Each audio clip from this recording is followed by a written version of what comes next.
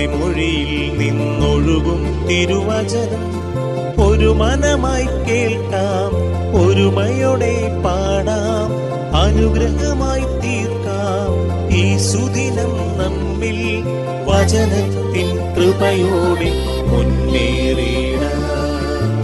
വിശുദ്ധ മർക്കോസ് അറിയിച്ച സുവിശേഷം 11-ാം അധ്യായം 21-ാം തിരുവാക്യം.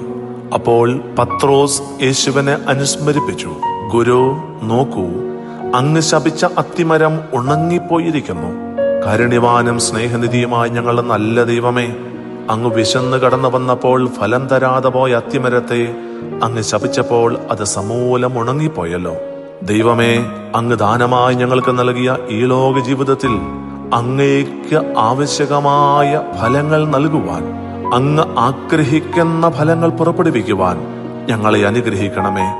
ഒരിക്കൽ പോലും അങ്ങ് ശപിച്ച ഒരു ഉണങ്ങിയ അത്തിമരമാകാതെ പരിശുദ്ധാത്മാവിന്റെ ഫലങ്ങൾ പുറപ്പെടുവിക്കുന്ന സ്നേഹവും ആനന്ദവും സമാധാനവും ക്ഷമയും ദയയും നന്മയും വിശ്വസ്തതയും സൗമ്യതയും ആത്മസംയമനവും ഞങ്ങളിലൂടെ പുറപ്പെടട്ടെ.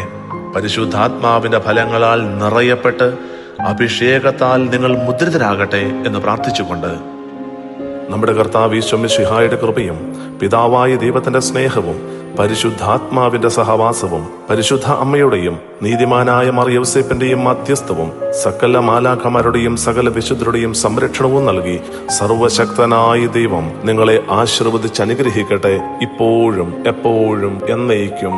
ആമേൻ. വചനത്തിൻ കൃപയോടെ മുന്നേറി